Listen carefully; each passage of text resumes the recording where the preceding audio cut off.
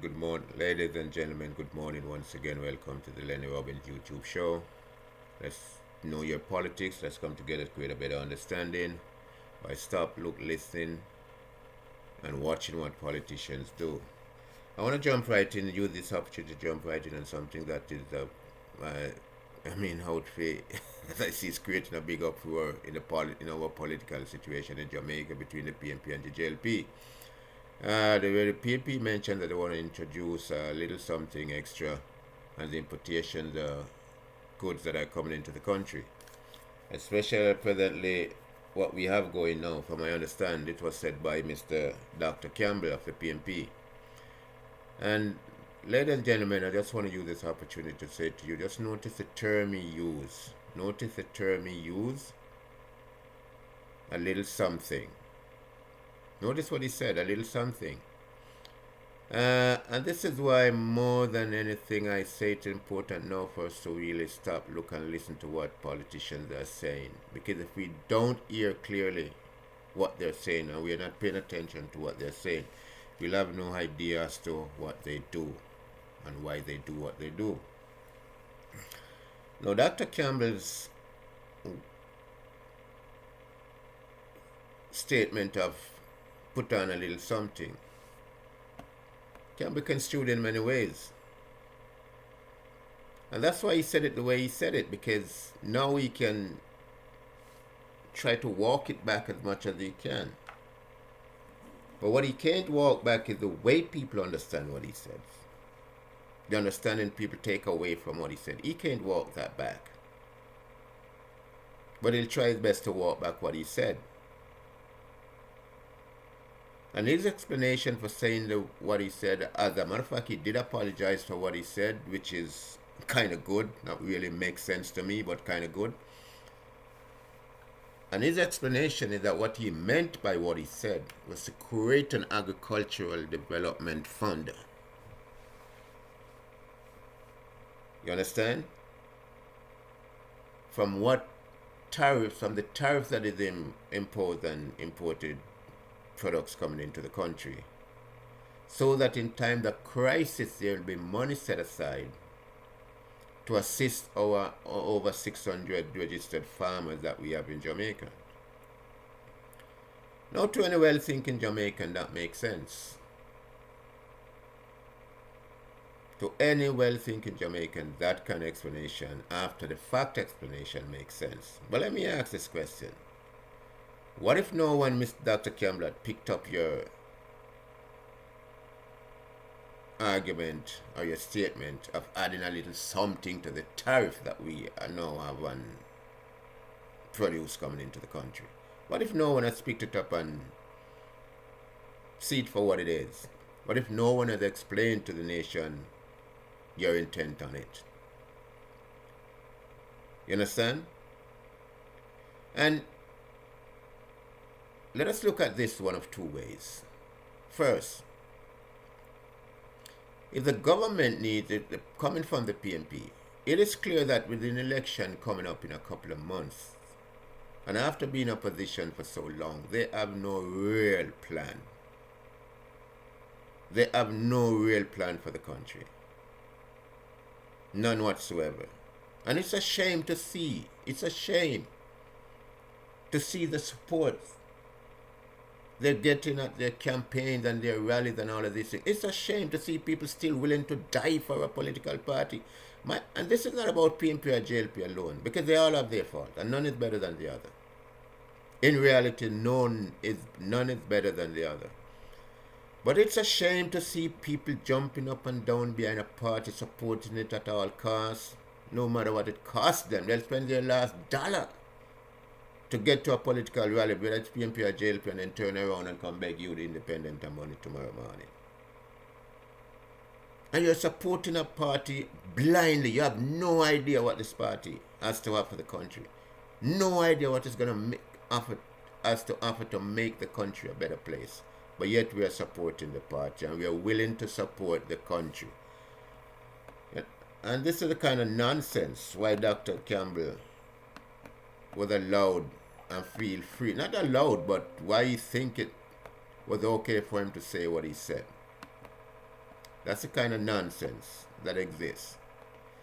And I'm glad people saw it through your stupidity, Mr. Campbell, and people run with it and all, and see it for what it is. That's the essence of the whole issue here, to see it for what it is. You understand? It's like you politicians now think you can say anything, slip thing in there, and get away with it. Most of all, ladies and gentlemen, I want you guys to note the terminology that he used. Add a little something. If you're going to add a little something to tariffs, what do you mean by add a little something? You understand? He's making sure he's not telling you straight up that it's going to cost you more to import Irish potato or chicken or anything like that. He's telling you indirectly, but that's what he meant. And like I said, only because people picked it up for what it is and run with it and see through what he says. That's why he walked back the statement. And he's trying to say what he meant. But what you meant is totally different from what you said. And what you said when broken down or analyzed doesn't convey the meaning what you're trying to convey now, after the fact. You understand? So you're still taking people for fool. You're still trying to fool the people that are even supported. You're even fooling your own supporters. And it's a goddamn shame. And like I said, this is not a PMP thing. It's not a JLP thing. It's a political thing. It's all parties involved. They say things to fool their voters and fool people. You can't, no party is honest, even they're very supportive. None whatsoever. So it's important for us as people to recognize that we need to watch this. We really need to start to look at what politicians do, watch what they do, and for us to do that effectively, we now have to start to listen carefully to what they say. I've said this in many videos before that I've posted here. I'm still in doubt as to how much people at all these rallies and conferences and all of these things hear what is being said. I'm still confused. I'm not sure. Most of you guys heard even 30% of what is being said. I'm not sure. Because it's still a numbers game for everyone. What the minister said or what he doesn't say or the speaker said is not important. It's a numbers game, just to be there in numbers. And that's good enough for people. But let us look at the broader implication of Mr. Campbell's statement, because in everything bad said or done, there's some good to come of it. There's some good in it, in everything. Because one doesn't walk without the other. His action and his thought is destructive. But if we peel away the curtains, it now leads me to begin to wonder and to question, how with our GDP in Jamaica? Now, well, we know GDP is the gross domestic product. All goods and services produced in the country in any 1 year. That's our gross domestic product, GDP. That's what we call the GDP. Now, GDP growth is still the total value of all goods and services produced in the country in any year compared to the previous year. That's GDP growth. So we can have a positive year and we can have a negative growth here. You understand? So, based on Dr. Campbell's statement, I'm now looking at the GDP. So I did a little bit of research. And published by the International Monetary Fund through their World Outlook, through their World Economic Outlook database for projected 2024 growth for countries across the world. Jamaica is projected to have a 1.3% GDP growth for 2024. Now, if that's a projected GDP growth, it tells me clearly 1.3% is within the margin of growth. that 1.3% represent, it can be a 0% growth, or it can be a 2.6% growth. That was just projected by the GDP growth for Jamaica for that year. You understand? And GDP growth, real GDP growth, as I say, is measured. Listen to this, ladies and gentlemen, from Jamaica, all over, diaspora and home. Some of us who don't know, for some of, and those who know, that's good. The real GDP growth,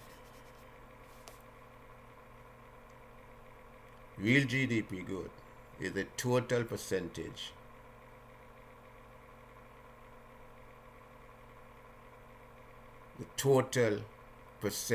of growth as measured by per person in the country, or per person of that country.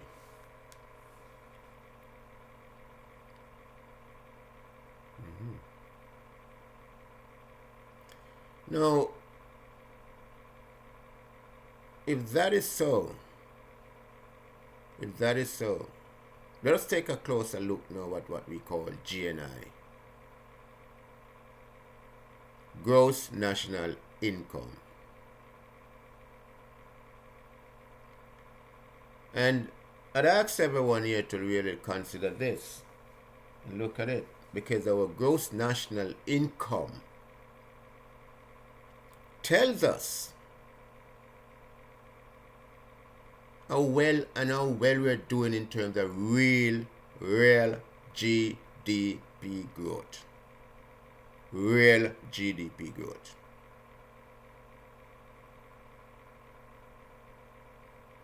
And if that is so, where are we now in our gross national income?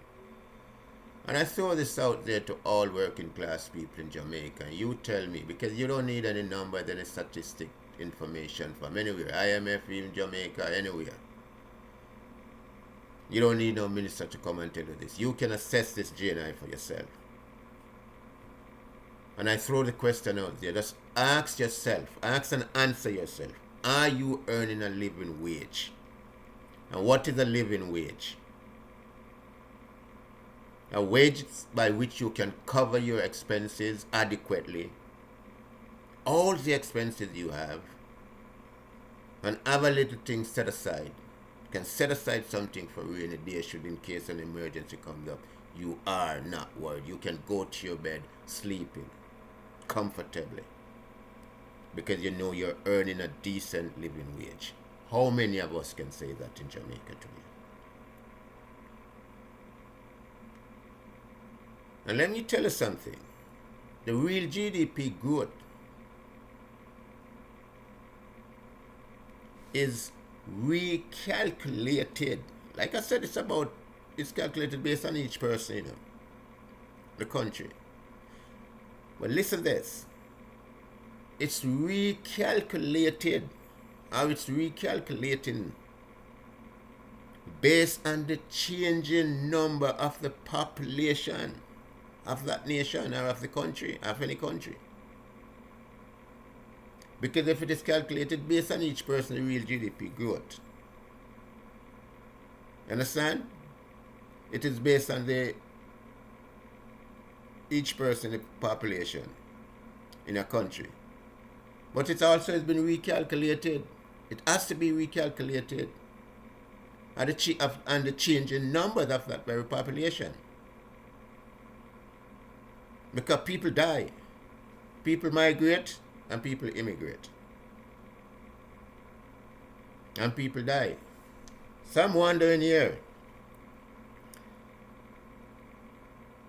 but listen, I don't want to say this, but I have to bring it out. Because immediately I'm looking back at the last 40 years in Jamaica and where our murder rate and our crime rate is in the country for the past 40 years. And just off the top of my head, I haven't done any research on it. But just look at the many people that died that died as a matter of fact over those 40 years as a result of crime. Just the crime alone. I'm not talking about, let us not even figure natural death or accidental death. Let us not figure that into it. People die from natural causes, accidental causes. Let's look at crime. Let us look at crime in itself. Because when they say the real GDP growth per person recalculated based on the change in numbers of the population in any given year of a country, the question I had that jumps out at me, the issue that jumps out at me, the question is, outside of natural causes and accidental death, and when you put all of that together, we're looking at the mortality rate of the country.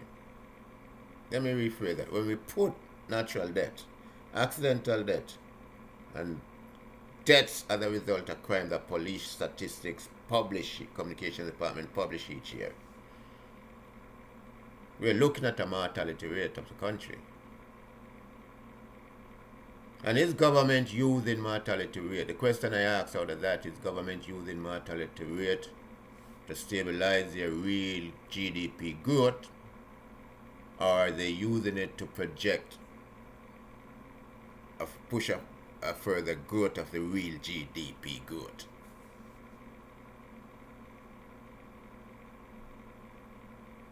Is that something they're doing behind the scene? Because these are things we need to think about.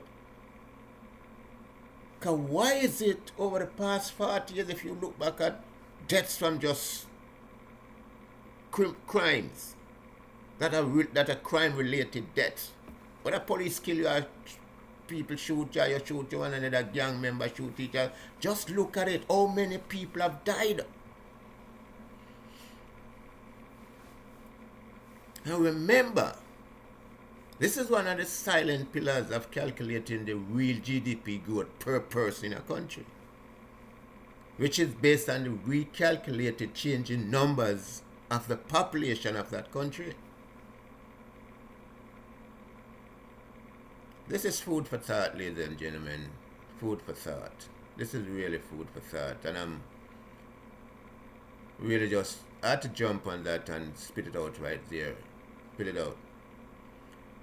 You understand? And spit it out. Like I said, the IMF projected Jamaica 2024 to have a 1.3% GDP growth. Real GDP growth, 1.3%. But 1.3%, like I said, is normal in the margin of error. It can be nothing. It can be 2.6. Exactly. It's a projected growth, not an exact figure. Because we must also give credence to IMF. It's a projected growth, credence to Jamaica, because they can grow more than 1.3%, even though that is projected. And it can be nothing, and it can be worse, or whatever way it want to go. You understand?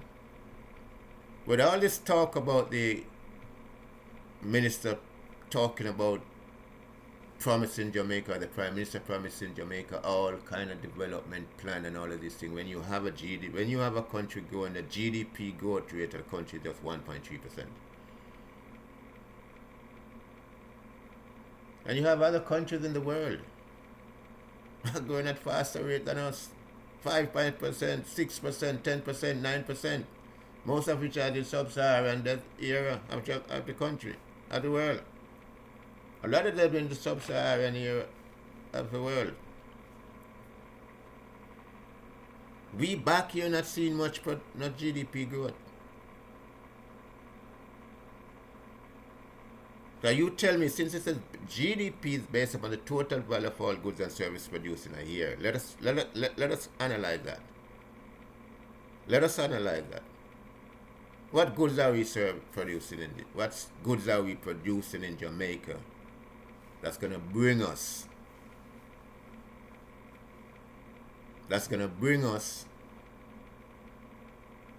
enough money for us to have a real growth in our GDP,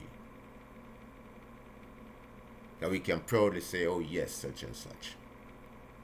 What services are we producing that's going to do the same thing for us as an economy?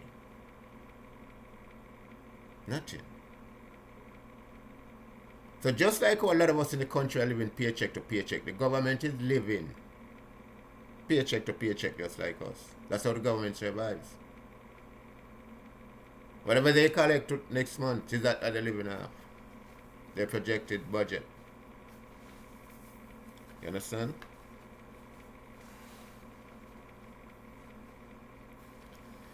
It's important, it's very important, ladies and gentlemen, for us to really start to watch what politicians do. We must listen to them. We must take our life serious. It is our existence. And I can't stop saying that. But I've also noticed, I'll gladly jump on this and say it loud and clear to all of some bloggers that I see. Some bloggers are changing their tune, and they're now talking about Jamaica and not PNP and not JLP. They're willing to call out the JLP and they're willing to call out the PNP. While some still maintain a JLP stand and some still maintaining a PNP stand. But I just want to say this again, and I will not say it. I will not refuse to say it. Supporting PNP against JLP or JLP against PNP is not going to help the country. Whether you want to believe it or not, you can stay as a PNP if you want, and you can live and die as a JLP all you want, but it's not going to help Jamaica. And I don't know how we can all call ourselves Jamaican, and we are talking about PNP is better for Jamaica and JLP is better when we're all Jamaican. I've never heard one of you guys say Jamaica is better for Jamaica. Jamaica is better for Jamaicans. PNP better for JLP and JLP better for Jamaica. Nonsense. And these two parties have shown you over the years that none of them is going to make a difference in this country. Ladies and gentlemen, I'm running out of time. Just want to say welcome again to the Lennie Robbins YouTube show. Please, I'm asking you. We want this channel to go. People have been calling all over the place and all of these things. We want this channel to go. We want it to go. We want really to get into it. I'm starting to do some real research on it. I start at the politics in Jamaica.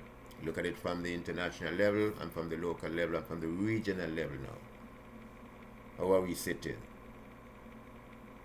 Where are we positioned of Jamaica, internationally, regionally, and even our own country, nationally to ourselves? You understand? So, welcome again to the Lennie Robbins YouTube show. Have a blessed day. Thank you very much. I'll be back as soon as I can. Don't know when, because it's very busy for me right now. So, have a wonderful day, Jamaicans, home and abroad. Thank you.